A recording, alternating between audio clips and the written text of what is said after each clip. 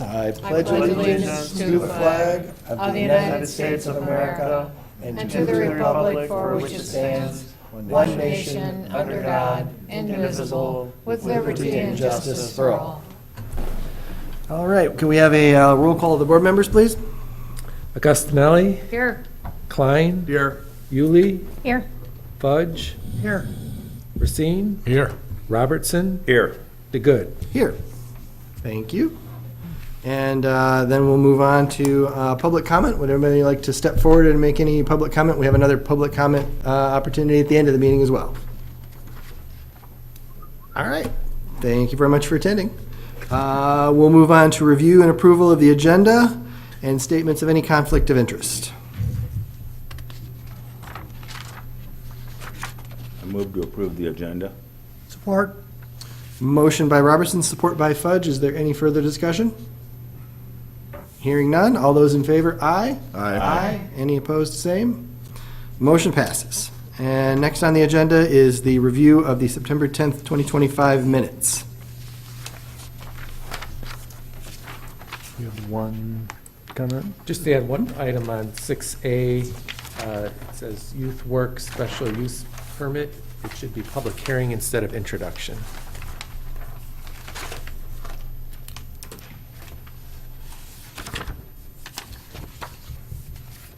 Oh, up the top of the heading. Yes.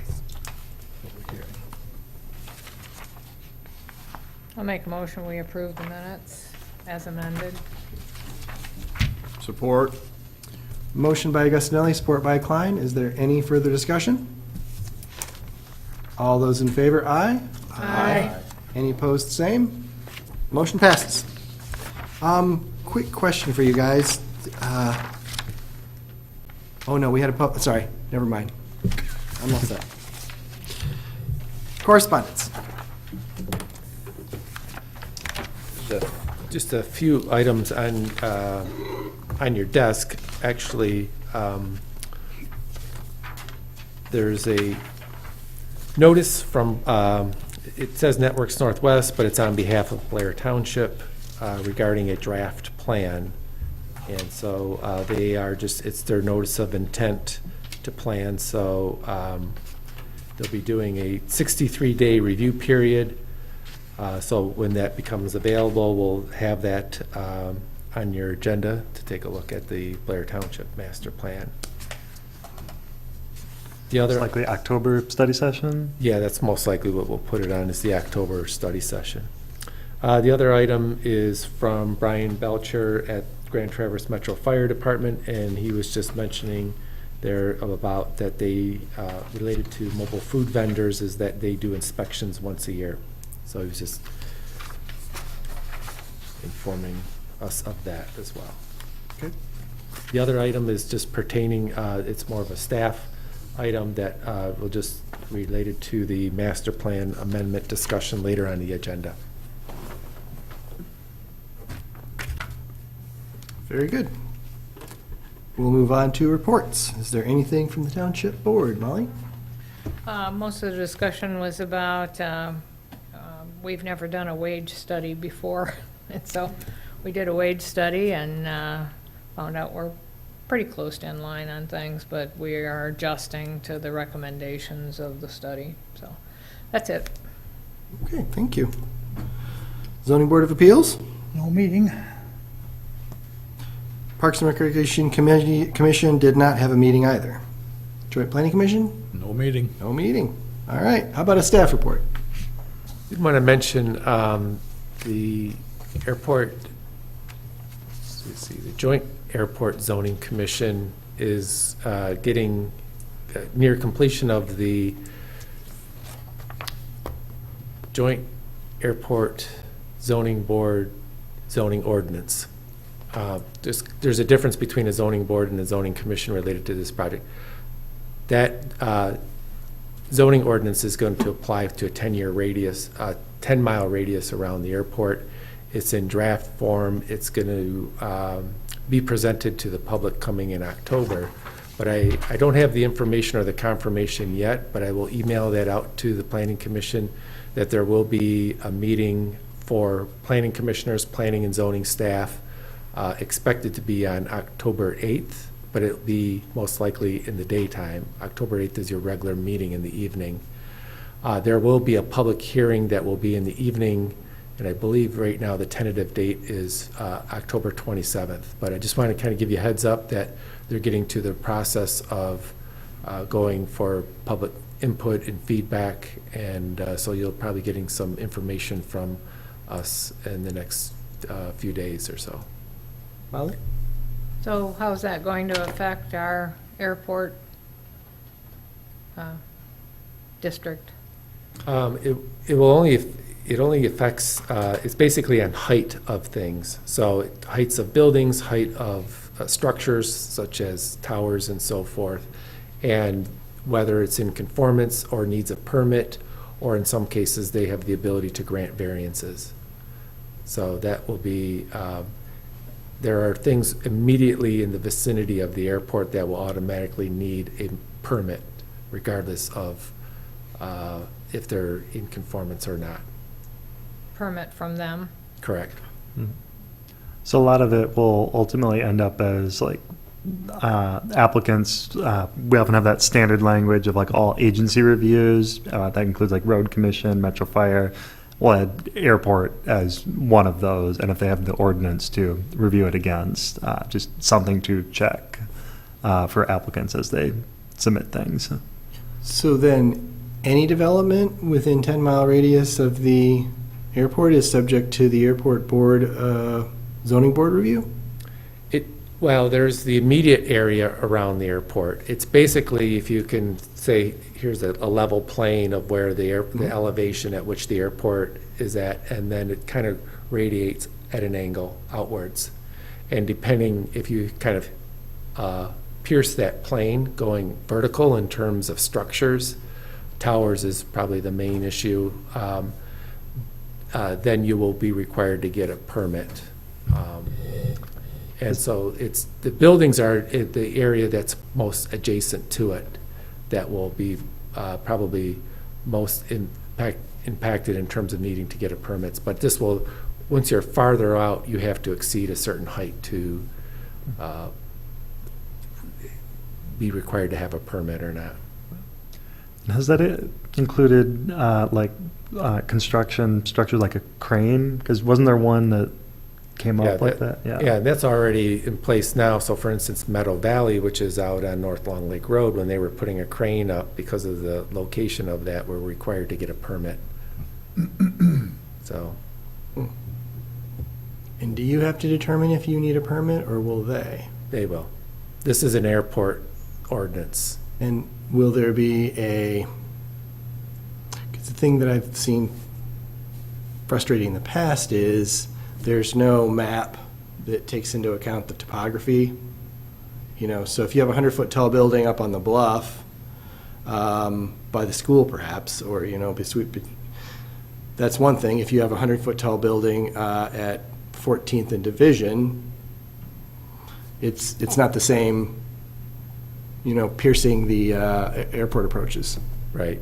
No, in this case, they do have maps, and they're set up, Good. and they're set up based on GIS, and it does take into account the topography and so forth. So some areas may be impacted, others probably won't even be impacted at all. So then having this documentation in place is kind of taking it to the same set of rules to another level of documentation.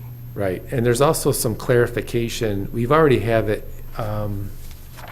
You look on our zoning map, you'll see the airport approaches. Mm-hmm. So there's some clarification on the uses that are permitted in there. That, to me, is probably going to be the one thing that impacts us a little bit more so than the actual height controls. So that's something that we want to be aware of in terms of what that impact is. And by state or federal legislation, because they haven't previously dictated what uses we can have within the approaches. So you're saying, like, you couldn't have I don't know, what couldn't you have within the approaches? Typically, they try to, there's different levels of it. There's, I think, 1, 2, 3, 4, and 5, depending on the location. So the closer towards the approach, they tend to avoid having any type of residential uses in there. So obviously, there's going to be some non-conforming situations there, but going forward there needs to be conformance with the zoning ordinance. Now, they do allow for variances and so forth, and so that does give some flexibility on how that might be applied and worked through. So that is a new level of regulation that the airport's extending to the area around it. Correct. And what was the trigger for that? It's mainly, from my understanding, and they probably could answer it better, but it's from my understanding, this is the state of Michigan is working to have airports have these types of ordinances. Detroit Metro Airport has one. Gerald R. Ford Airport has one. Not all airports in Michigan, but most of them do. So this is just to, also I think it's something that FAA is pushing for, so they want compliance. So in order to continue to obviously receive funding and so forth, they want you to be following in this type of format. Okay, thanks for answering all my questions. Is it the township's responsibility to contact those people to tell them there's something coming, or? No, it's going to be up to the individual, just as like developers that we have, like Steve was mentioning about agency reviews, like some people have to go to Metro Fire and get a review and so How do forth. I know if I come in and want to put up a building, I've got to talk to the airport? Well, that's one thing that we need to educate our own staff to be aware of that. And that's why I want them to be present there, so that obviously the airport's going to have to go about doing some promotions and getting some public outreach there to let people know what this is and also clarify what it isn't. But it is something that's probably going to take some time to implement. Hopefully they can provide us with a GIS layer indicating what parcels are impacted by their ordinance. That's what they intend to do. Great. That'd be good. Well, any more staff report? I think that's all we had. Yeah, Great, that's it. thanks, guys. With that, we'll move on to unfinished business, PD 2025-101, Master Plan Amendment Review, Airport Gateway. So this is kind of in follow-up to the previous discussion. We've actually provided you with a draft description of the area along with a small map. This is similar to the way we described other mixed-use areas in the master plan. So it's just kind of basically have a brief paragraph introduction and then some guiding principles. And before I get into kind of the content of that, I just want to mention some of the other things that you have with this report. There's a copy of the future land use map that's in there, and then a draft map, which would identify this area as a mixed-use neighborhood. So it's that kind of that light purple area. There's also a existing non-motorized plan, which right now, if you'll see, it shows sidewalks going down South Airport Road, but not all the way to town line. So there's a draft non-motorized plan that goes, shows shared use pathway, at least on the township side. We would expect there would be parallel ones on the north side, but on the south side of South Airport Road, there would be a shared use pathway. I'm also going to suggest that maybe that also include a sidewalk along town line from Holcomb Court northwards. So this would be guiding as development were to occur there, that these pathways would be desired to be installed. Some additional information, there's a conceptual site plan that's been provided by Wayne Kiley. There's also some a little future land use map with some addresses on there that they provided with some written signatures of residents, property owners within that particular area.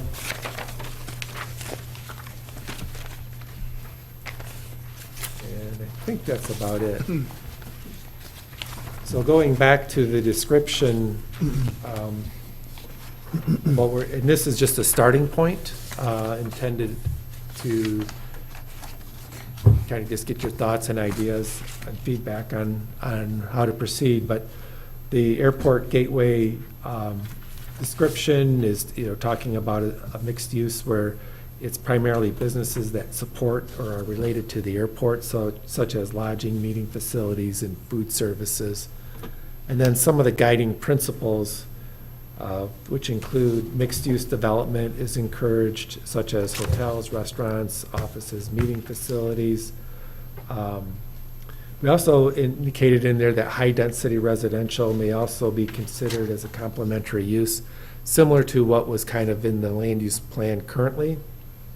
And also because that type of form, let's say apartment building and a hotel are very similar in terms of their residential components, only that one is short-term and one is long-term.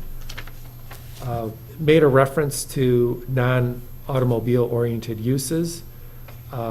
We've done this in some of the other land use designations. I'm thinking mostly like the Logan's Landing one. We're trying to avoid things like drive-throughs or gas stations or car washes. And mainly that's due to the potential congestion that could be occurring in that area. Connectivity is important, not just in terms of what we typically see in terms of cross-access arrangements, but also through sidewalks and bike paths and so forth. And then the last kind of guiding principle is related to site design, so that there's some cohesive, consistent character to that particular area. So things using buildings, building placement, landscaping, could be through lighting, other means to create an attractive area. Obviously, it's a valuable location in terms of promoting community identity and image, particularly with visitors coming in through the airport into this particular area. So these are just intended to be some starting points if you want to add in more or expand on these. These are some of the guiding principles there are other guiding principles in our plan that if you're interested, we could potentially include. So the thought at this point is just to, this would be the one component that would be drafted, at least for consideration into the master plan, and then should you proceed forward, there would be a process to go through and actually amend the master plan. At this point, we're just looking at draft language.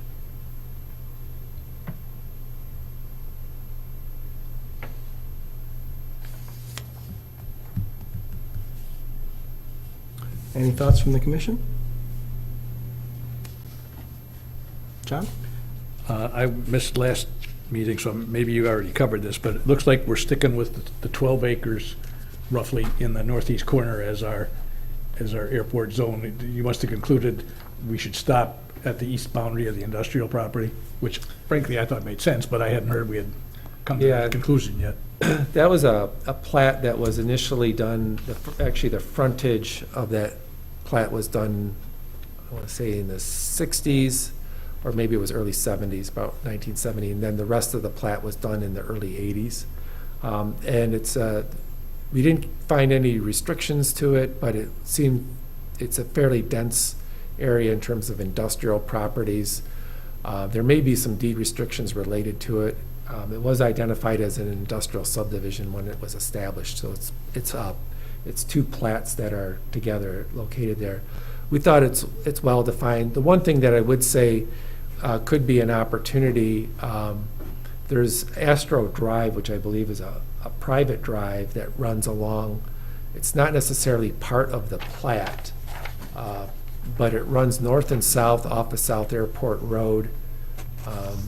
And maybe if you could bring up the aerial. So this area, here's Astro. Yeah, So these, the ones on Astro are not part of the subdivision. right. And so one thing we thought, if there was the ability, if that could be and like I said, it's a private drive, so it's not necessarily available to be connected, but potentially if there was some cross-access that was more towards the rear of the properties, maybe it could be connected from that location all the way over to town line. And it's just a thought at this point.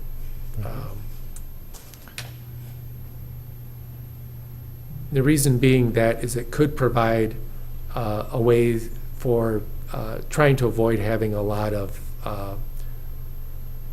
left turns into driveways on South Airport, so maybe you could restrict it to right in, right outs. And then, obviously the effort to direct people towards the light, the signal at Town Line and South Airport is ideal. So if there was a way to maybe connect it across there, the private drive is fairly well improved.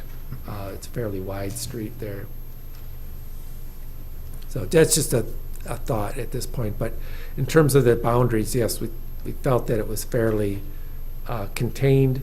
We feel this is a node that's more on the smaller scale. So as we're looking at it as one of our kind of more of a mixed-use neighborhood versus maybe some of the larger mixed-use center areas that we have identified in the master plan.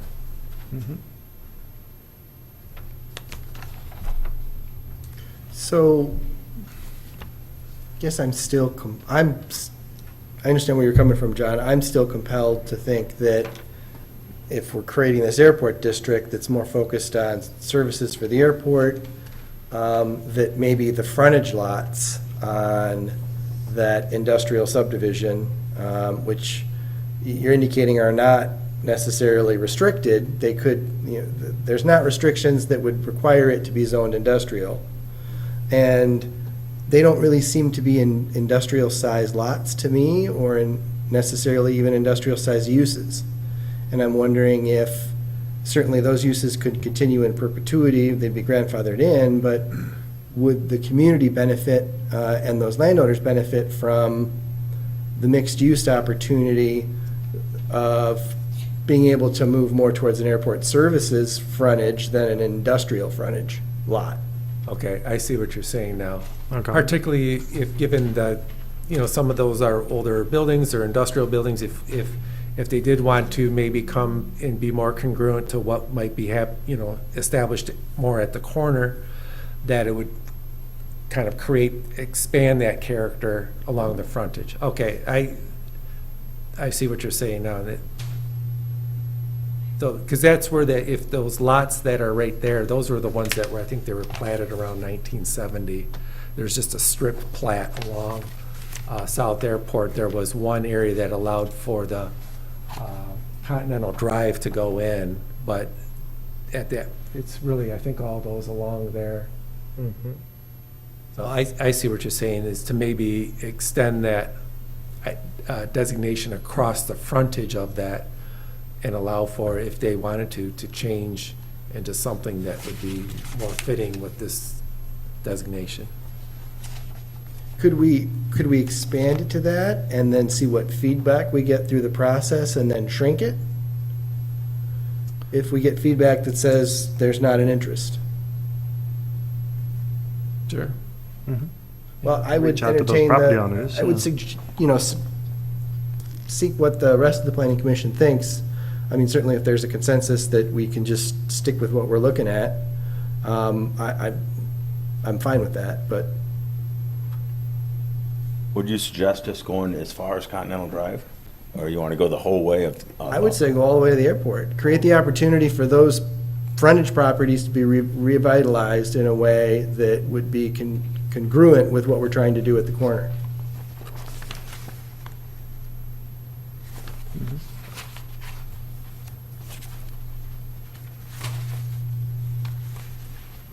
I think it's something we could definitely look into. I guess what I'm just trying to figure out in my head, so I certainly think right at the corner area that's clearly designated, I think we might have to just have some type of specific description in here that talks specifically about that area.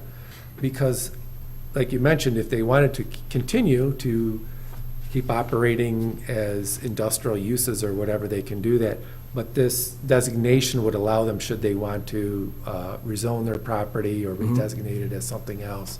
So we could probably do that some way through the description of this here, just to recognize specifically, let's say, that point of Astro Drive west to the airport property, and somehow put that in here.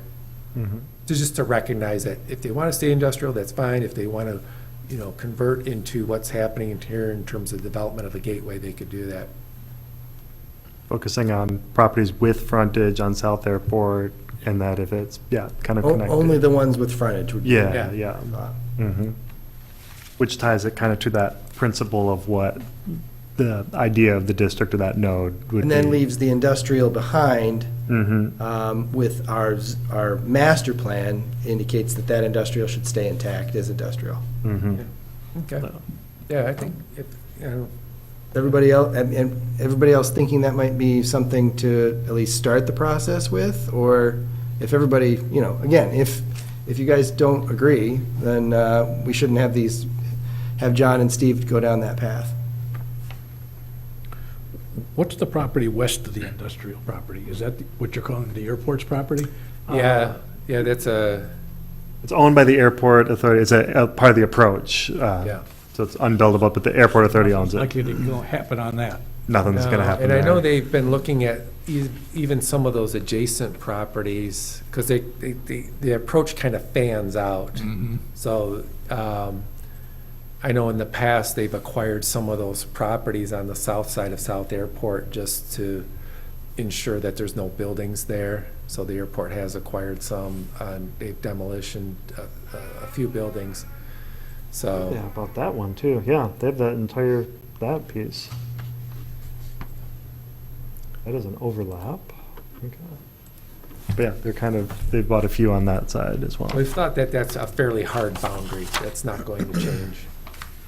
Other than the thought that I had, is there any other comments, concerns that we have for direction for John and Steve to move forward to the next? Molly? How far south would you go on that industrial? In terms of like this gateway designation? Yeah, I think we would look at, basically, there's the line that's the plat, which is basically those lots there. because there's the long piece right just east of whoops. that. Yeah, which is not part of that plat, but what we would do is just designate like the front Half part of of it. that. Yeah. I mean, sort of We do hate it some when like, there's We two could, different- well, maybe on that one, maybe we step it down so that it includes that parcel. because the actual, let me put the future land use on here that we currently have. Because that already goes this far back, so it does kind of include that. Yeah, maybe that 3275, we could include that, just that one parcel, and then the plat over. It's one that even though there's probably going to be a hard line when you put it in the master plan, if it ends up going through as an amendment, the description almost has to do that kind of fuzzy edges, is like, we're anticipating something with frontage along South Airport. If boundaries change as part of that to something that makes more sense if things were to change, like, the principle is if you've got frontage on South Airport, it fits. It just happens to be the one of the deeper parcels and the one on this end as well. Oops, where's the parcel? That one. Yeah, that may not be in the plat. Yeah, is that outside? Is that only on like Welch or? That is a meets and bounds. Yeah. Because I think the plat itself wasn't very many, I think like 10 lots. They're fairly narrow lots. Yeah, Lot 1, Airport Industrial Park, and then the ones behind it were a different subdivision. Airport Industrial Park number 2. So there are 2. Okay.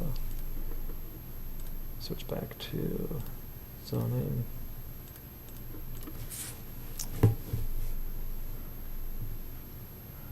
Any more thoughts? Were you guys looking for a motion from us? We did put one of the added things was a kind of draft timeline. It might actually alter a little bit. So one thing we did say to do like an optional public hearing ahead of kind of doing the more formal public notice period. And we thought potentially doing that at the October study session. We did move the study session out a week.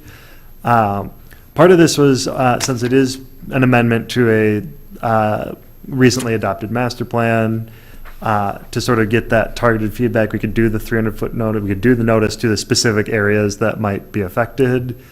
And the property owners have already done some of that outreach, as you've seen in what they submitted. But to kind of get that all into one meeting might be a good way to just collect that all at one time before moving forward in a more formal way. And then we kind of gamed out what the rest of the timeline would be. If at the regular meeting, then look, perhaps if we arrived at something we would, Planning Commission would want to recommend, submit a draft amendment to the board. Board would approve the draft amendment for distribution. There's a 42-day review. For an amendment, it's 42 days. The full master plan was 63 days, but it's the same. And the 42-day review period in early January, and then the Planning Commission would do the actual public hearing to adopt it at that meeting in January. So this is just sort of a draft timeline. The other thing about noticing a public hearing for the October study session, since we did move it out a week, we could wait to make a motion at the October 8th meeting. If you want us to amend to include, at least in a draft way, that those frontage lots on South Airport, and maybe add something in, we could, and make a draft motion for that meeting and still be on this timeline. Molly?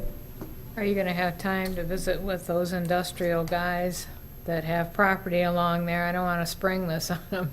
It's a big change, so. Correct. Right. Yeah. Well, it would, we could definitely reach out to them.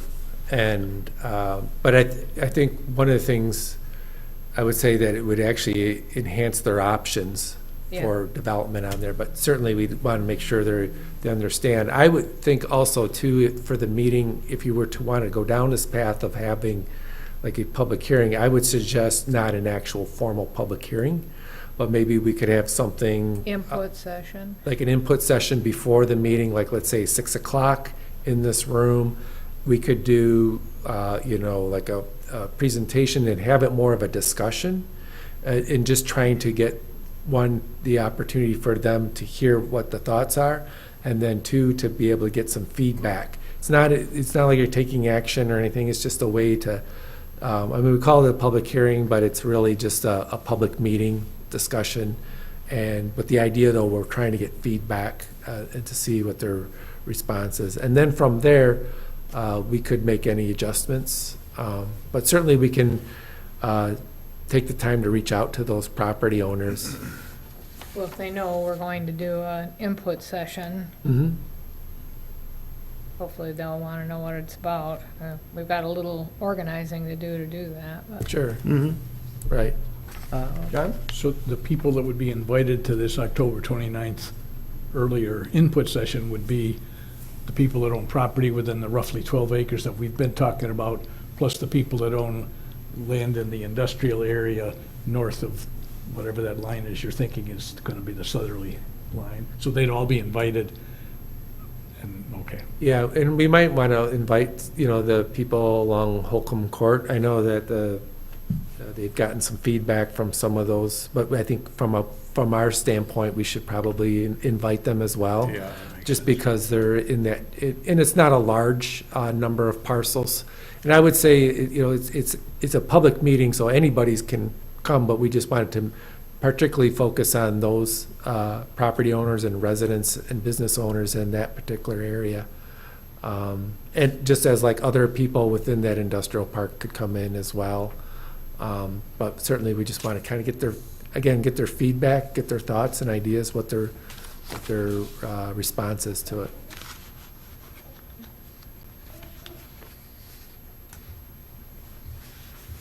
So you got enough direction, you think? Are we all good with this schedule? I for one, like the idea of the extra hearing or not, rather not hearing, but public meeting. Yep. So we can get input. And for that matter, it might get us some input on the industrial interest in being part of the rezone. And that could be good for then, before you move formally, you can decide, like, that language could probably be added or deleted. So if there's general support, you could choose to include it. If not, you can go back to taking it out of a proposed amendment if you so choose to move forward with an amendment proposal. So I'm seeing heads nod. We're good to go? Yeah, I got a question. Molly? So we're going to allow for these industrial properties that run along there, if they wanted to put in a housing project so that they had places for their workers to live, would that be allowed under this new? That's a good question. I mean, would it be the same, or would that area maybe be a little bit different? I don't know. That's a good thought. I mean, what we're allowing for right now does allow for that. So it allows for multifamily, but maybe there needs to be some thought in that particular area, because I don't know if we necessarily want, as much as high-density residential can fit into certain areas, sometimes bumping up against industrial spots is not the best. So we might want to think maybe that allows for non-residential uses on that kind of stretch. Right, we could study both of these parts, and they may not end up in the same, There yeah. are advantages to having that. Mm-hmm. You know, if you can't get workers, and it's a long ways to come from Right. other housing, Right. I just know that some of the uses in there, you know, noisy or. noisy, and we do want the industrial businesses to be able to do what industrial businesses do. And, you know, whether it's noises or odors or those types of things could occur. So it might be something where we have a bit of a break in that particular area. But that's something to think about. I mean, I don't think we have to make a decision tonight. And that might be part of engaging them. They may not end up in the same future land use category or same future zoning, but engaging them as part of just what might be proposed for this corridor, especially if this also involves changes to like the non-motorized plan map, which we included as a draft, that would affect those frontage properties. And frankly, it would affect it all the way down to Garfield as it was written. But just kind of them being sort of better to engage than to not if you're trying to make some change. All right, so we're good? Okay. All right, we'll move on to the next item then, which is, do this, I open up a bunch of, oh, there it is. Open up a bunch of papers, then I bury my agenda. Item B, unfinished business, PD 2025-102, mixed-use neighborhood, dash existing land use, zoning potential uses, applied areas. So I'm going to find it all the way down. So this is follow-up from the study session in August. We looked at that point, kind of the 10,000-foot view of what would it look like if we applied all of our mixed-use areas in the master plan? What if we implemented the entire future land use map as the zoning plan? But the kind of direction was, let's focus on one of the mixed-use areas first. And so we got the direction to focus on, of the four kind of potential mixed-use districts we showed, mixed-use neighborhood, mixed-use suburban, mixed-use center, and mixed-use corridor, to look first at mixed-use neighborhood. And there was a few things that we have some details on. One was, we looked at the existing land use, zoning, potential uses, and the applied areas. The applied areas that we discussed last time, at least staff put forward, and we added some details on for this study session, was the kind of four areas that seemed like the mixed-use neighborhood potential zoning district would make the most sense, which were Cedar Run Campus, Green Hill, Rennie Hill / Veterans Drive, and then the M72 West Bay. And then we included a the use chart, the full use chart from the zoning ordinance, but focusing on what was provided at the last study session for the mixed-use neighborhood, along with the sort of three areas that, or the three current zoning districts that these four mixed-use designated areas most have as their current zoning, and that'd be local commercial, office commercial, and R1 single-family residential. So we included the use chart. We also included for all of those areas the existing land use, which was included in the master plan as a map, and then the zoning of each of those areas currently. So it might be a little hard to see the outline of them because this screen always looks different than my screen at my desk where it looked nice and crystal clear. This was the, as the master plan designates it, the Cedar Run campus area, basically the area just kind of west of Munson Hospital. There's a lot of existing office, commercial, there's some single-family residential, there is that little bit of industrial that is still there. Anything labeled as other throughout any of the existing land use maps was either vacant or just not currently used and not currently like in a conservation easement or any thing like that, or like a parking lot, something that isn't exactly, wasn't classified as anything else. But that came straight out of the existing land use map that's in the master plan. So this sort of large boundary includes the Olson Plaza that's right here at the southwest corner of Cedar and North Long Lake. And this is the existing zoning that's there. So there's a lot of existing local commercial, office commercial, R1. There is some general commercial in this area and some IG. And the Olson Plaza, being a PUD, still has the ag as the underlying zoning, but that is a PUD. And I just want to mention, one of the reasons we were kind of focused on this area is there was a parcel on West Front Street right near the city that was, let's see, originally it was multifamily, and they requested a rezoning to office, and now they want to use it for multifamily. Ownership changed Yes. in that time. So, and we told them at the time that, I think the rezoning happened, 2017, 2018. We thought, it's a little early, as we're going through the master plan process, let us study it. Ownership changed, and now they're, saying, well, it'd be a great place to have some residential, people could walk to work, whether they work at Munson Medical Center or some other area around there. We've seen some of the higher density residential along Front Street that's within the city. So that's what kind of gave us the thought that there could be applied in this particular area. At the same time, we do recognize that this is like a medical clinic area that is kind of ancillary and supportive of the medical center, and Munson itself does have quite a few clinics and other uses within this area. So we don't want it to become overloaded with residential. At the same time, we think it could mix in there fairly well to, if appropriately done. So that's kind of why we were focused on this particular area. So it's the Cedar Run campus area. Thank you, John. That was good to have that kind of context. One that was more just a node is Green Hill, which has Francisco's and Gilroy's and the Taqueria, which is pretty much all commercial at the moment.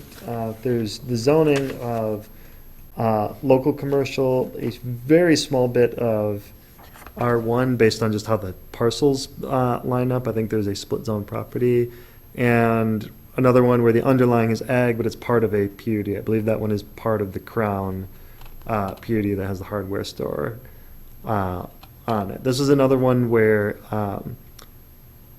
sort of the underlying zoning or the underlying kind of development pattern is established, but where a mix of uses might be potentially appropriate if applied. in the correct way. Yeah, Yeah. Green, that particular area I thought was a good template to, at least on a couple of those properties where there's Francisco's and where there's the hardware store, in terms of the layout of commercial properties. They don't have, actually the Francisco's building, there's no freestanding sign out there. They're all just wall signs. Also, the one that, for instance, like the hardware store is basically a monument sign. So we added some site development requirements that kind of mimic that style of design in terms of the type of signage, trying to avoid freestanding signs so that it's more conducive to other types of uses that might be in there, such as offices or residential. Also in there is the parking layouts, so allowing for one lane of parking across the front of the building and no more than one. So it allows, if there's additional parking, it would have to be to the side or to the rear, so that there's not a lot of parking. So that provides a little bit of context of why there's some of these additional site requirements that we have in the draft language, was saying if you can allow for commercial if it's done in a certain way so it's not overpowering to some of the other uses that may be in the district. So I got a question on your current zoning over here on the Green Hill one, where the hardware store is. What do you, on the current zoning, why is that orange line over there around that Gilroy's? What's that representing? I'm in the purple line. Oh, that was the boundary of the area as, when we did all the like mixed-use areas in the master plan, that was the boundary of that, So yeah. that was, okay. Yeah, it's I not noticed in. it's on the other one too, Yep, but you're not asking to change that or anything. right, no, those were just highlighted what those areas of study in the master plan were. This one happened to be very small, so there was sort of the question on the airport gateway one. This one also happened to be just very small. The Cedar Run campus was quite a bit larger, so we had a little variation throughout.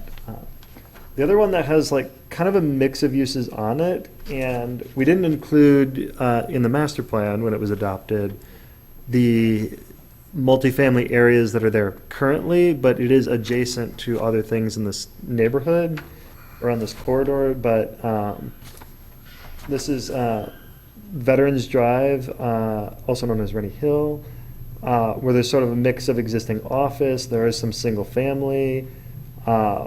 There is some institutional, which is sort of a mix of, you have public institutions like the fire station and Township Hall. There are some churches, and there's a cemetery adjacent to this, and the VFW. So you have kind of a mix of office, some not truly commercial, but some kind of like institutional or some kind of other kind of institutions, and some existing single family. And this was, some of the background to this is there's a parcel that was a single family home. The then owners had brought a rezoning application to Plan Commission in like 2019, 20, I think, somewhere around that time, to rezone it to office, and believe they were just sort of looking at their options when trying to sell that piece of property. At the time, the particular future land use map had that parcel as low-density residential, but elsewhere up and down the corridor, there was also office, and it was sort of discussed the next time we look at the master plan to look at, and that's ultimately how this was designated as one of those mixed-use areas. And this is kind of one of the catalysts for even developing a potential mixed-use neighborhood district. So this extends kind of down to, I believe this is Concord, not all the way to the light, but basically to the end of where this stretch of offices is. I think it's the home, like the Northwest Michigan Home Builders Association is right there, and there's like an office building. there. You have some kind of older building stock where like the invasive species network went in to an older like car repair place. So you've got kind of a mix that currently functions the way it does, but it seems like this corridor supports a mix of uses to what is there right now. And this is sort of the where there's a mix of office commercial zoning, single-family residential, and local commercial zoning in this kind of stretch of most of the corridor. And then there's the R3 adjacent to it. The other spot that was kind of highlighted is in the master plan was called M72 West Bay. It's a handful of, I think only like 4 or 5 parcels at the very kind of northern edge of the township on M72. It's pretty much like 1 or 2 more parcels in the city before you are already at M22 at the bay. Like Tom's West Bay is right here. There's some existing office and some existing single family, and the other is actually a parking lot for the taller building that's in the city. It's sort of a question as to, that's one of those odd things where there's a parking lot for a different building that's not on the parcel, and that parcel is not even in the township to begin with. But the zoning of it right now is one is local commercial, the rest is actually zoned office commercial, even some of those existing single families. This is another one where it's like a relatively high volume corridor, but not quite the same as like US 31 or South Airport. It's more on the level of closer to Veterans or North Long Lake than kind of the 2 main arteries through the township. So this is the other kind of area. This is also surrounded by all single-family residential zoning, most of which is occupied, some of which is vacant, but that's sort of the areas to look at. And then the other thing that's included in the packet is the same. We didn't change anything from last time since we took a 10,000-foot view. We didn't actually get into discussion on the kind of draft language, but that is included along with, we did include the full use chart from the zoning ordinance, comparing specifically that draft language of mixed-use neighborhood, which is a starting point for discussion, certainly not close to, like, yeah, it's the starting point for discussion, along with the kind of 3 districts that are most common in these areas, being R1, CL, and CO. So that is what is in the packet. Mostly we want to provide that, as I said, a starting point and some background information as to what makes sense as sort of the next steps to look at in more detail. Sorry, there was a lot at once. Yeah, there's a lot to digest there. Yeah. So from a process standpoint, are you thinking that we focus on one of these neighborhoods at a time? Yeah, I think that's, I would say that would, I would say like maybe the Veterans Drive one is probably one would be most appropriate at this time. I would tend to agree. I know we have representation here from the public that's commented before on a desire to see that one advance. Yeah, and also I think it's the one that really lends itself to allowing for this, because we could see there would be interest. We've talked to some of the other property owners along the corridor that have come in and been trying to provide for other uses. Some of it's based on the building. If you have an existing building type, and it could lend itself to a lot of different types of uses, but when you look at the district, it only limits it to a certain number. And so maybe there's some, flexibility that would allow for those property owners. And I don't see the corridor, at least at this time, really changing too much. I mean, it seems like there's been kind of this peaceful coexistence between a lot of those types of uses along the corridor. It's a slightly lower speed, 40 miles per hour on here. It's 2 lanes. It's still an important route through the community, but in terms of that land use pattern and what we've seen developed along here, at this time I don't see it really changing a great deal.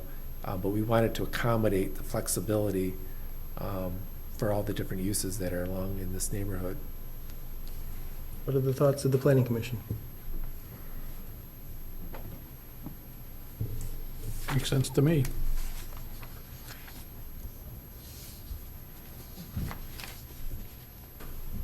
Okay. One question I have is just, I guess, as with the last neighborhood we were looking at, or the airport district, I'd be curious to understand your logic on the limits of the zone itself. And only because I'm like, oh, why didn't we go farther? Not because I'm questioning the limits. So I don't know that's not something we need to discuss now, but it could be, my only thought is that if we start to dive into the Rennie Hill Veterans Drive one, part of the discussion should be if it's the right size. Mm-hmm. Yeah.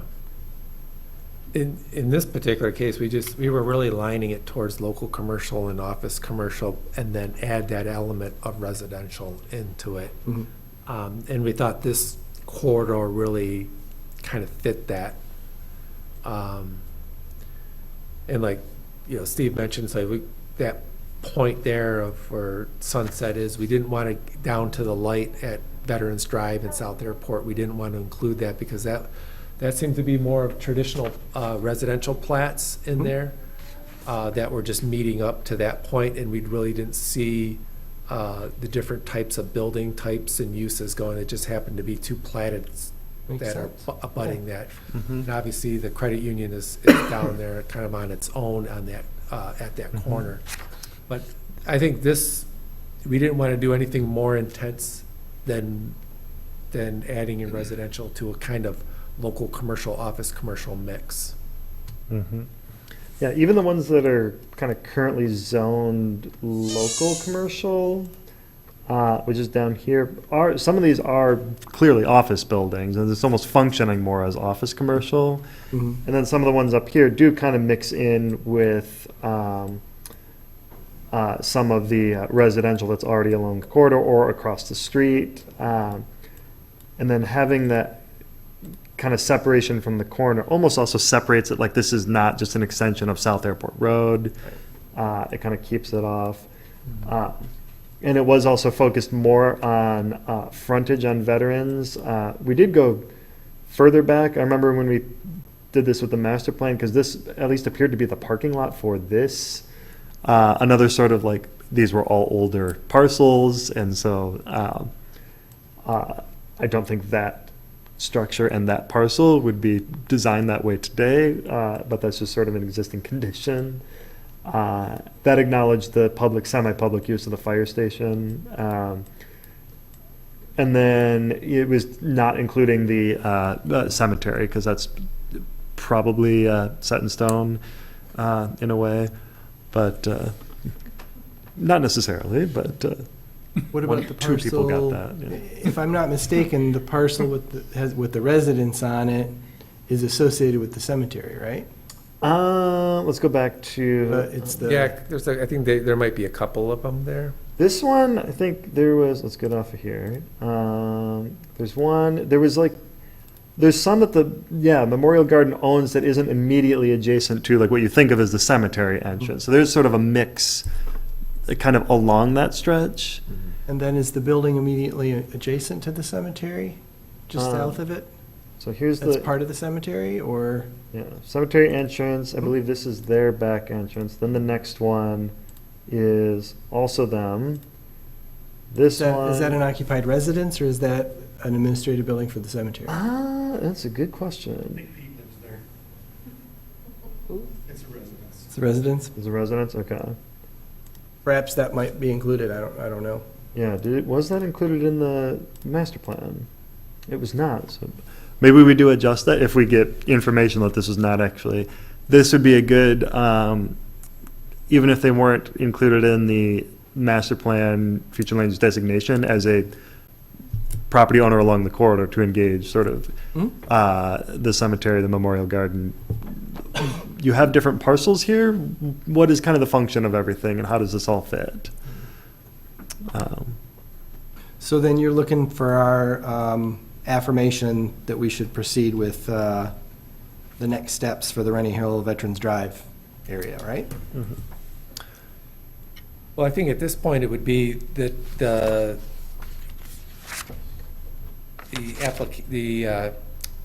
zoning district, the mixed-use neighborhood zoning district would be the first step to get that through. I think the designation itself would be Yeah. fine. So, yeah, so this district, focus on this area first, since that's where we have both momentum and it seems to be the most kind of likely applied area. So then for a future meeting, you'd put together a package like we just looked at for the airport district. Well, I don't think you need to change the master plan. It would just be adding this, because we already have. This is implementing the Yeah, master we plan. already have the designation in the future land use map, and then this would be just the establishment of this new mixed-use neighborhood zoning district. So what we would do is put this into formal language for you to schedule a public hearing and then go through that process of making a recommendation to amend the zoning ordinance, recommending to the township board. So we pull the trigger on that? I say yes. All right. Okay. Any more direction you guys need? Did anybody have any comments on either the draft language? So this is the draft language. And then the uses were compared with, so this was just compared in this column with the sort of existing uses on that corridor. Did anyone have any comments on that specifically? I looked at it and I didn't have any issues with it. Okay. Same. Okay. Okay. All right. We're trying to instill some development principles at the front end, kind of right by the purpose statement, and then also some of our districts have site development requirements specific to that. We're not trying to be redundant. We may tweak these a little bit, but we wanted to, there were certain things specific to this district that we wanted to apply. So we may, like for instance, there's reference to the sign, main signs that are in here. We may put that in the section 630, which is where the signs are, but referencing this district. So some of this stuff, when we present it to you in what we think is an adoptable format, may have amendments to other parts of the ordinance, particularly on that site development requirements. Okay. Well, we look forward to working through that process with you. Part of it is figuring out all of those areas that it would affect in the ordinance, and then to establish it, there would be some sort of amendment, but then sort of thinking, if this is the corridor we're looking at, to engage the property owners, and there's already some of that started or underway, but to engage the property owners, if there was to be a rezoning, once we have a district established, who would go or how many would go, or do we do the whole thing at the same time? What sort of makes the most sense? Okay. But to start engaging everyone in that kind of stretch of the corridor. Thankfully, our meeting, if they wanted to meet, our meeting space is right on the corridor, so it's Nearby, very yeah. convenient. So that's sort of our next steps. Very good. All right. Well, shall we move on to new business? Item A, PD 2025-103, follow-up to food trucks conceptual review. Okay. What do you got for us? All right, so let me just, to make it easier to flip, I took everything out of the binder, but now I'm like, how do I, where's the next part of this agenda?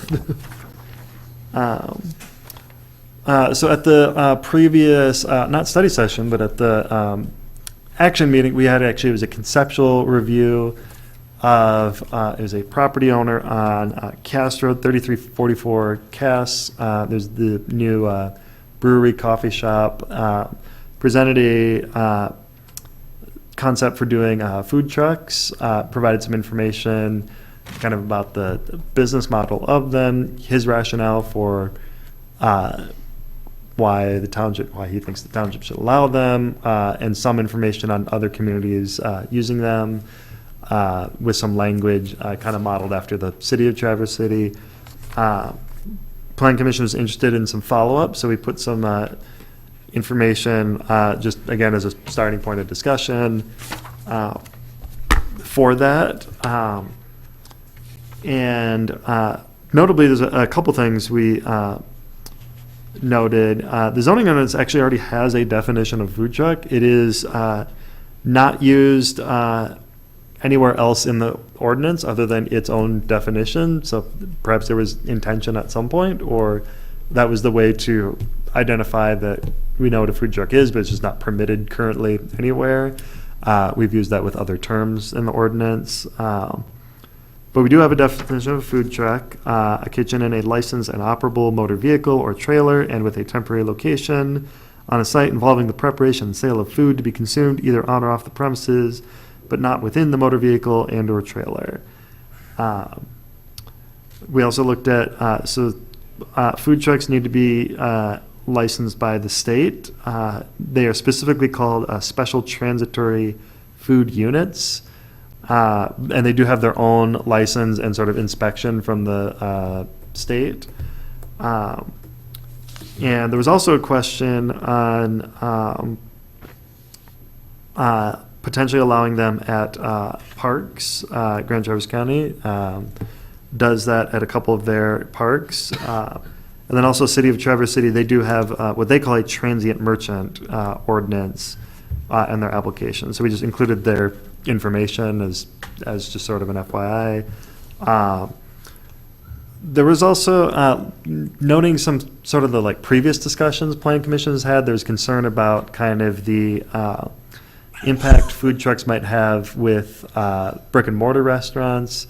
And when I looked back on previous discussions on that, or kind of talked with some of those same people, some of it was concern about like that like brick and mortar pays property taxes, food trucks are moving around more,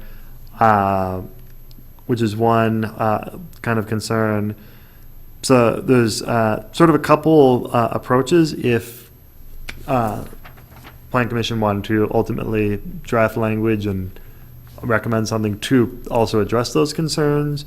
We had talked even a couple weeks ago about doing both a police power ordinance, which would be like a licensing ordinance, in combination with a zoning ordinance amendment. So zoning ordinance language could cover things like, for example, if that business wanted to have a food truck, there's a spot that food trucks can operate where they can hook up, where if there's seating combined with the business that's already there, there's a designated spot for them, and they just are sort of brought in as part of like accessory to the operation.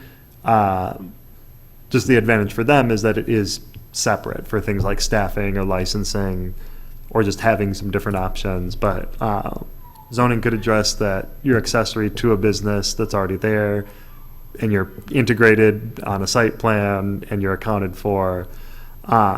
Licensing could cover some things like that you have a state license that is required. It could reflect that. We did get some information from Metro Fire that they do, so in the areas they are allowed, Metro Fire covers Garfield, East Bay, and Acme. I don't know which of East Bay or Acme, or if both allow food trucks, but they do inspect those at least once per year. So even a local license could tie to that you're up to date on not only your state license, but a Metro Fire inspection or any other inspections or licenses you have to have. Licensing could also be done to address kind of that concern about, is it unequal to like a brick and mortar that's paying property tax? There could be a fee associated with a license. There also could be, I didn't get a chance to ask assessing day, I was working on other stuff, forgot to do that. But to ask, to have, that can be assessed. There's aspects of sites can be assessed. And so they can be accounted for, even tied to the zoning. Like if that is something you have on a site plan, there's an expectation there's going to be something there that would have a assessable value to it. So in sort of two spots, it seems like that can be addressed. The police power ordinance could also cover things that are not, or the licensing ordinance could cover anything that's not related to zoning, such as like hours of operation, providing like a service for trash or anything like that. And then also, we did mention that township operates parks under the parkland ordinance.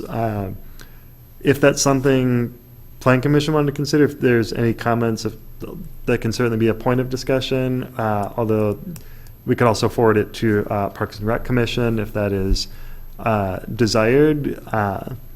It would be kind of a different consideration than just allowing them as accessory to a business. In this case, they'd almost be more event-based or event-focused. There is, I think, a temporary event permit that they could potentially be tied to that, but it would be sort of a different type of consideration than this, but certainly worth discussion if that's something that Plan Commission wanted to discuss. So mostly just wanted to present some information as kind of follow-up to the last meeting and see what direction Plan Commission wanted to go.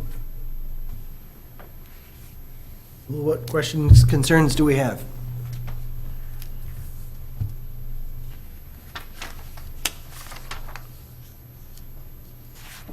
John? I've got a few, but I again missed the last meeting, so some of this ground may have been covered. I don't know whether, Carl, whether you would have any experience with the county's use of food trucks at parks, and if so, I'd be interested in knowing what that experience has been, positive, negative, neutral? This is my first season with food trucks. I would say that it has the potential to be a positive experience if it's managed correctly through the licensing or permitting aspect. And I think that for me as a parks employee, I think that it brings a lot of value to the parks for the residents. So it's something that we look at expanding. There's no really trip ups other than we do have an issue with recognizing what a transient food truck, i.e. an ice cream truck. So we don't permit that in the parks where the ice cream truck comes through and does a loop versus one that's staying put for a whole day or event. So they've been used at Medalli Park and at the Civic Center and without any negative consequences so far, as you know? Civic Center's been really good. We haven't had any at Medalli this year that I know of, and partially that's because I had heard, I don't know if it's accurate or not, that there had been some issues going back and forth with the township on whether it was allowable or wasn't, and of course, county park has its own rules that, depending on who you ask, whose rules trump whose, we don't know, but. Who has jurisdiction in that, in Yeah. Medalli Park?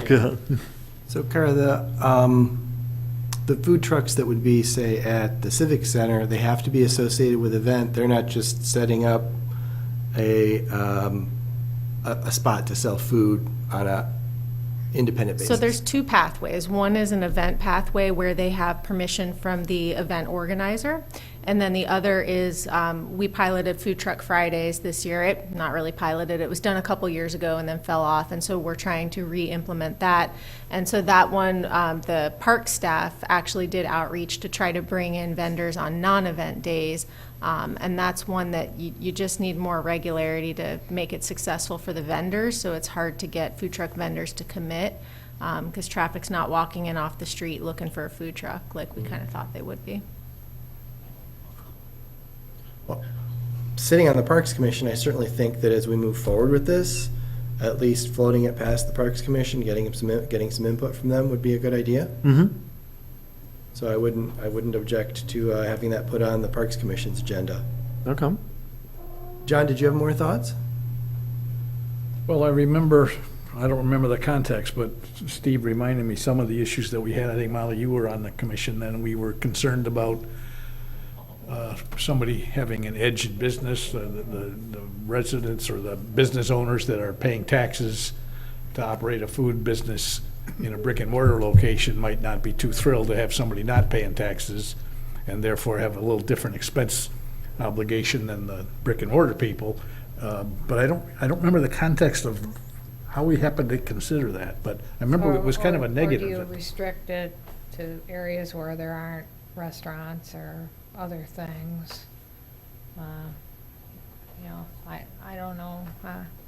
It was that brick and mortar versus somebody who doesn't pay, but, Yeah. and I don't think you can assess them. I mean, you could ask Polly, but I don't think you can assess them like you can a bricks and mortar building. It's, you know, like if you go up to King's Court, it's different. Right. You don't assess that, it's a movable object, Mm-hmm. so it's not exactly the same thing. But you could certainly collect fees Could do the fee. in Yeah. a Mhm. different way. Mm-hmm. Because, you know, they can move the jurisdiction. Mm-hmm. Be over here with a food truck, and how you gonna Mhm. tax it? They move over there, and, you know, it's different. It's just Right. a different deal. I think the assessing question I would have is if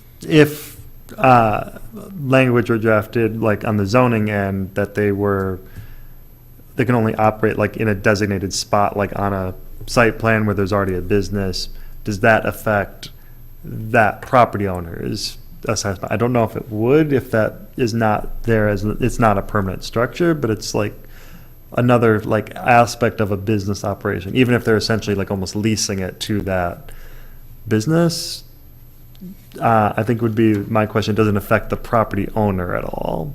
It could make it more valuable. It could make it more valuable. Like this guy with the beer garden. you know, Which- If he can bring yeah. in some nice food trucks, he's gonna sell more beer. Right, which would affect that value and that taxable value, so it would be a little bit different. I would be curious also even to ask the city, like, not that we have a specific example of anyone proposing anything like Little Fleet, but there's a building and then mostly some food trucks on that site, so how is that assessed? Just to see, like, yeah, what's the process for that? And they obviously have food trucks elsewhere in the township. We had used, I think, Silver Spruce as an example. Like, how would that be assessed, where you have your building, but then you have their spot for their food truck? I for one, like a distinction of a food truck as an accessory use versus I've got an empty lot and I'm gonna let people move food trucks in there. I think that's not something I would be interested in seeing. Yeah, I guess that's what we were thinking at this point. In the case of on 3344 Cass, they actually have a commercial kitchen in there. It hasn't been fully permitted out, but I think what their interest is to have something in place of that. Particularly, it's not just the kitchen itself, but it's the staffing and in trying to get into the food service business where maybe they just want to focus on coffee and brewing beer, but then bring somebody else who's already developed the system and basically say, okay, here's a spot. You know, it may not be inside that building, but it's attached to that building or has access directly to it. And that's, I think, what we were thinking of in this particular concept. It would be an accessory to an established business. I think we need to try to look at the big picture too. If we just focus on this particular applicant who's got something in mind on Cass, I'm thinking of Terra Firma, which has wanted food forever, and we didn't want them to have a kitchen. But if this guy gets to have trucks as an accessory use, Terra Firma's gonna be right on their tail. And that may be good, it may be bad. I'm not necessarily suggesting one or the other, but I think we would want to think through what other consequences there may be of looking down this road. And if you are going to talk with like assessors about that technical question about can or can't you assess it, I'd be real curious to know what the planners of the city or the other areas that have had these, what's been their experience, positive, negative? I mean, if you go to Little Fleet, you do get beer, food trucks there. If you go to the Commons at Earth and Ales, there's a food truck oftentimes there. I'm not necessarily saying there's anything bad at all about food trucks. They may be very convenient, but there's got to be experiences that some of these people can share with us. And if they're positive, then that's one less thing for us to worry about. But we don't know that. if you ever get to where we're actually looking at police power ordinance language, I would think we wouldn't want to just adopt hook, line, and sinker and draft to something that somebody else handed to us. We'd want to have the township attorney taking a good hard look at what the language ought to be. Correct. The conceptual review guy, he did draft some language. I think we even gave him that feedback, like, thank you for thinking through some draft language, but we still want to review it. And it was at least positive. We received this. It looks like it was a little bit earlier in response to that conceptual review, but from Metro Fire, which serves us, East Bay, and Acme. So one or both of East Bay or Acme has this. So Can we they check would with them? absolutely. Find out Pretty about sure that? East Bay does. I don't know about Acme, but I know But East yeah. Bay has, permits food Yeah. trucks. If you could check with the planner or whoever Yep. that would Yeah. speak to that, again, Yep. positive, negative, what, just help us educate so we're not in a Absolutely, vacuum. yeah. We know the planning staff, Claire from East Bay, we know really well. And I don't know their assessor, but I'd be curious to just kind of pitch the question to both of them and see where we get. Could we tie that to the zoning? Because the comment about the terra firma, that's agriculture. So we could say we just wanted them in the commercial district, then they wouldn't be able to have them up there. Yeah, if you wanted to prevent that from happening, that could be one way of doing it. Because to me, the zoning is the ability about place and where you allow that particular use, its location. Then the police power ordinance is about activity. So if you have somebody who's operating and you have problems with what they're doing, you can easily revoke their license and they're no longer able to operate in a much better way of managing that activity versus anything through zoning. Because zoning you would have to do violation notices and everything like that. It's much easier to either one, not renew a license or actually revoke them from operating. But the zoning, certainly placement, if this was an accessory use to an established business, you could say what districts or what locations those would be in. I see the city's got a pretty healthy fee too. The cities was, what $100 was a day in the theirs? summer.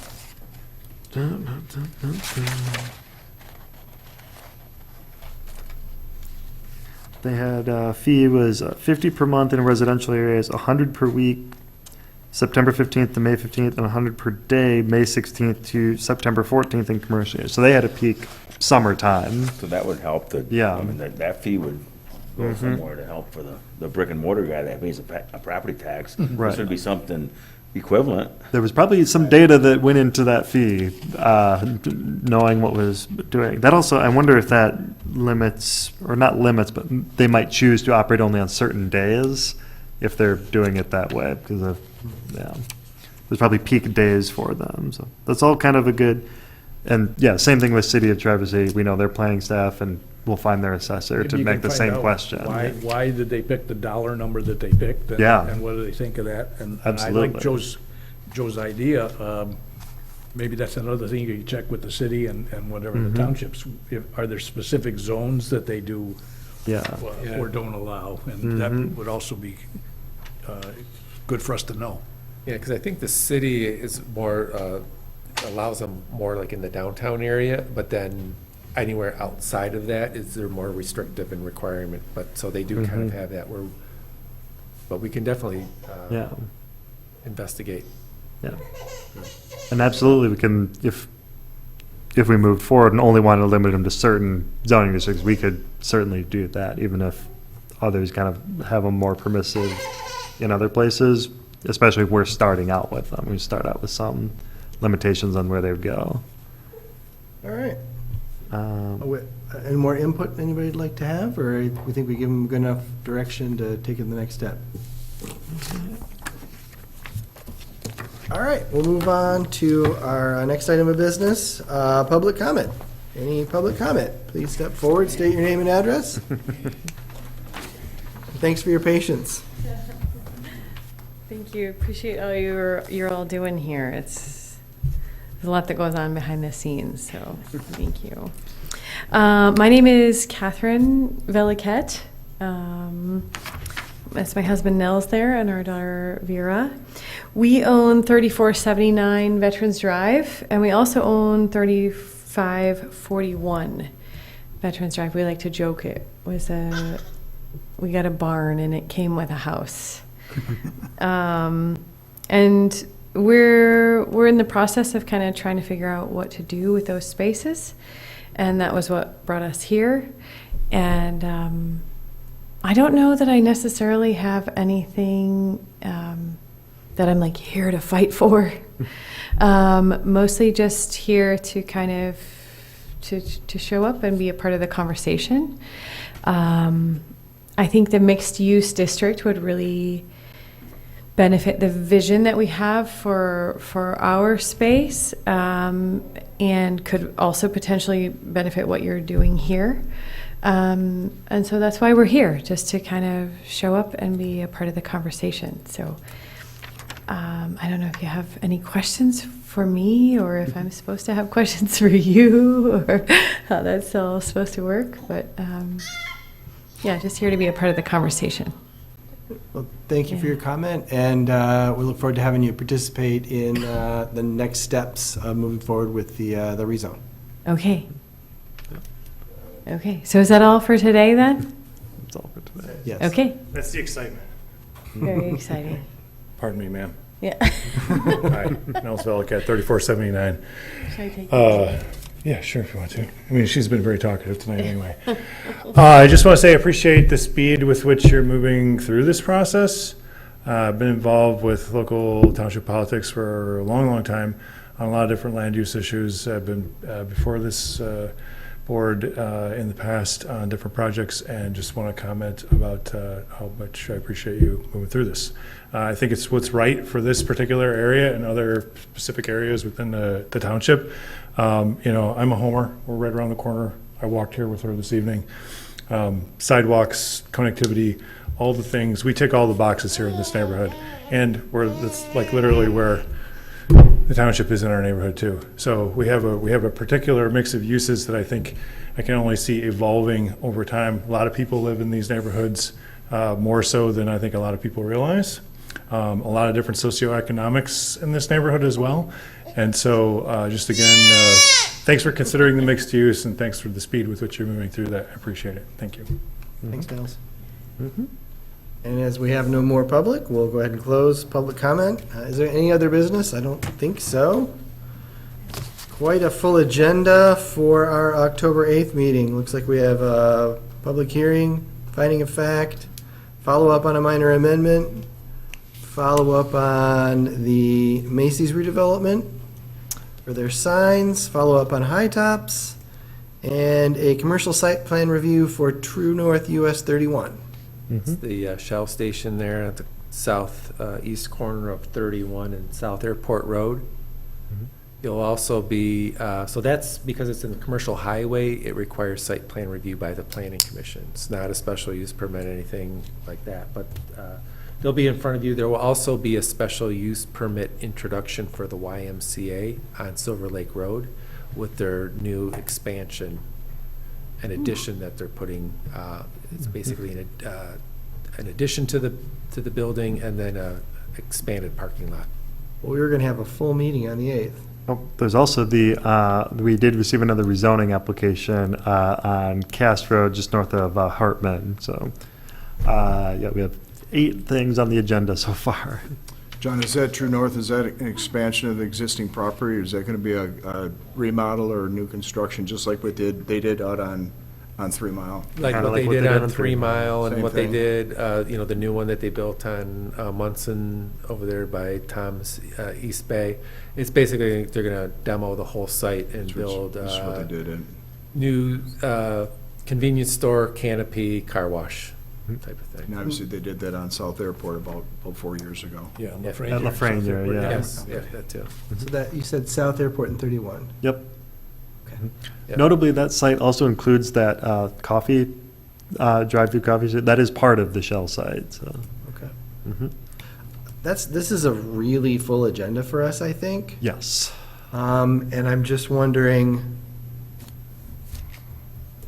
are you anticipating that any of the follow-ups, are they gonna be the significant amount of time invested in those? I can say, on the Macy's one, I've communicated with them about the sign. High Tops, I expect, quite honestly, that we're just gonna get a report back. Okay. I don't expect to take action on that, but, the report we don't have in hand, I'm expecting that to have it in hand by Monday. Well, if those are generally, say, 5-minute, this is what's going on, guys, let's move on to the next item, then maybe we're not, and the finding of fact on the youth work, that should not be too bad. You've seen it a couple So- times, yeah. The Ivy Brook, I did meet with the applicants. They followed up on the comments from the last meeting, so they sort of have their, the, like, punch list of things to work on. I'm anticipating some resubmitted materials. We'll see what we get, but if they respond to the comments, that could also just be they responded to everything at that meeting. Yeah. Yeah, on the True North one, that one will probably be more involved. It's quite a big change. I mean, it's not necessarily a change of use or anything like that, but it's a substantial site plan to it. There's a lot to it. And it's a site plan review, so you tended to at least take some action on that. The YMCA, that's a special use permit, so that'll be an introduction, and the action on that will be to set a public hearing for November. Okay. So, yeah, we'll Same with the rezoning on We'll- Cass Road, yeah. Sounds like we'll be okay if we work to manage it all efficiently and get Mhm. through them. We Yeah. shouldn't be here too late. I mean, Bring snacks. I got a sleeping bag. All right. a lot is on the applicants to get us the materials and for staff to prepare the staff report. So as long as they get us the materials in due time, we can get that over to you guys. It may be a large packet, so if anyone wants to come in and pick theirs up, aside from the people who normally come and pick theirs up on that Wednesday or Thursday, otherwise expect a very large package in the mail. Okay. Mm-hmm. Well, are we ready to adjourn? Make a motion, we adjourn. Thanks, everybody. We'll see you in 2 weeks.